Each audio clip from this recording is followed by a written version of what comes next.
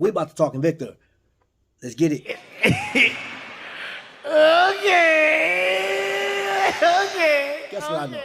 There are a ton of people out there that love Invicta watches, man. Like millions of people subscribe to buying like all types of versions and stuff like that. Now, we're going to be talking about a watch today, but I think we're going to, what I really want to do is dive more into the experience. It's the experience, right? The experience is important when it comes to Invicta, right? So if you don't know, Invicta, the Latin meaning for Invicta is invincible in detail. But their watches, a lot of their titles, like the Sabaqua, right? Sabaqua is Sea Dragon, or it's like Sea Snake, Sea Serpent. A lot of their watches, it's aquatic based. So I didn't know the watch we're going to talk about, like this piece. This is called the Man of War. Man of War or Man O' War. Did y'all know that Man of War is actually a jellyfish?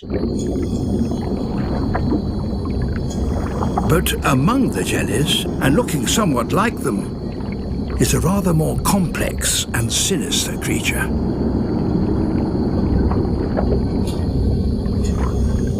The Portuguese Man of War.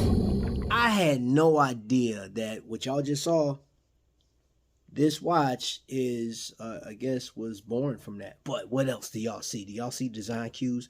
And we're going to talk about this particular watch and the straps, the colorway and stuff like that here in a second. But yes, if you guessed it, Sylvester Stallone wore one. John Cena has worn one. It was in a couple of movies, man. So, yeah, celebrities have worn, not the Invicta, but Panerai. Panerai logo. This is a homage to the Panerai. And this one is actually pretty decent watch. But we're going to go through like the best part of this watch and the not so best part of this watch here in just a second over here on this little bench. But fun fact, this particular one is a number limited, and this has been the prototype. This is the original piece that birthed the, I guess, Man of War model, series, what have you. People went crazy over there. There was a whole bunch of different colors. So you know what? Let's take it over here real quick and let's jump into experience, everything else. Okay. The Man of War. My first time with this watch was, I seen it on Shop HQ or Evine at the time, but it wasn't until 2019 is when I saw this watch up close, and I immediately I kind of resonated with the watch because it does remind me of the Panerai, and I absolutely love the Panerai design. But this, I have to give it to the what you call those guys, the design engineers over there in Invicta, because they didn't copy, they didn't make it exactly like a Panerai, but you do see the vibe, right?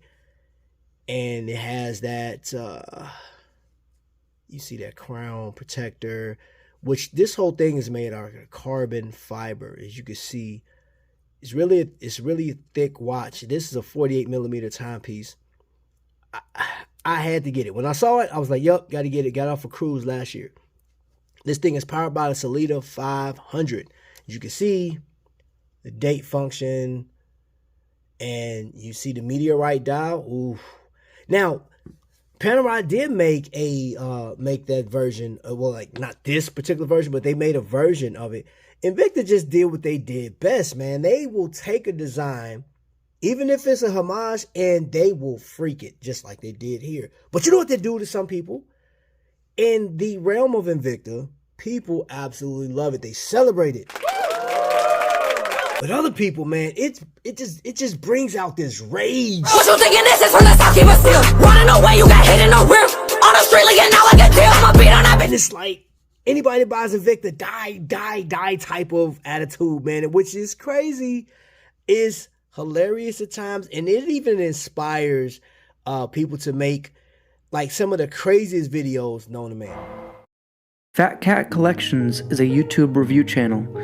Good afternoon, YouTube. Welcome back to Fat Cat Collections. A self-proclaimed Invicta fanboy who started making watch reviews in his mother's basement. Today, folks, I got another Invicta review. Once we get through with all that back and forth rah-rah crap, this watch really, man, it is a looker. Now, the strap that was on here, they put this strap on there because this did not have anything on it. It was the prototype. Everything else was number limited. Some were limited to like 350, 300. I want to say the lowest was 250. Invicta collectors, correct me if I'm wrong. Somebody put down in the chat what was the number limited, because outside of me wanting this particular watch, I didn't really dig into the history of it like this. I just saw it. I said, I like it. I got to get it. Now, what is the downside to having this watch? Could it be this crown right here?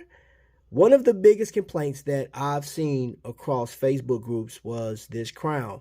People that wear this watch on a regular basis, that's caught on a door jamb, because it is a pretty big watch. It's a big piece. It's 48 millimeters, like for the bezel, but just imagine. Hold up, let's get the calipers out real quick. You know what? Let's just do for the sake of that.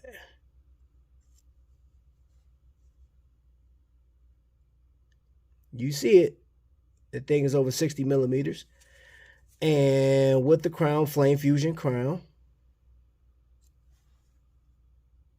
Can y'all see that?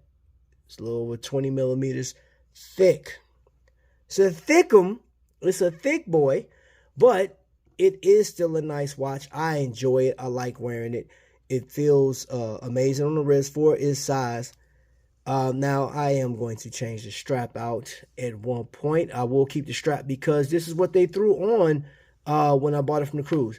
But outside of that, the other nuisance is once you get this watch ready to set your time and date and stuff like that, it's a screw down crown, so you really don't have a lot of room to like, so you have to kind of and then it pops, and then, you know, oop, there it go. And then you do. Push it back in. Now, for me, pushing it back in and then tightening the screw down, I'm feeling my hand kind of hitting that. So, you know, if you got bigger fingers than me, you can mess around and snap that. And that's the biggest thing. I don't think there's replacement parts for this, man, because this watch isn't in production anymore. So if you break it, you just broke it. And it's going to look crazy without that crown guard.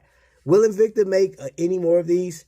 They do make the Man of War in different variations. They just don't make this particular version anymore. So if you can find this watch on eBay, I think this watch was going for as much as $1,000 or a little over $1,000. Is it worth it? It's really up to you.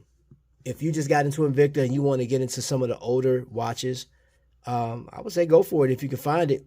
One that's in good condition. But I like the watch. It's in my collection. I'm not getting rid of it. And take it or leave it, man. I think it's just a nice watch. But, you know, the overall experience as a watch collector, I think sometimes we take this stuff too serious.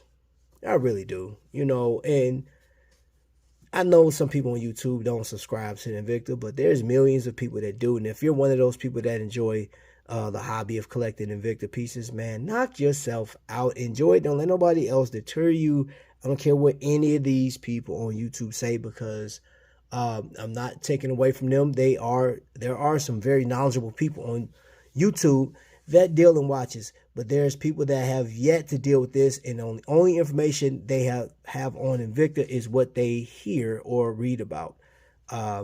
This watch has served me well. I've worn it a number of times. It hasn't failed on me, and like I said before, the biggest problem I had is the crown. I gotta baby this thing because I'm not trying to break it. So other than that, collecting confidence, enjoy yourself, man. And until the next lightning strike, y'all be blessed.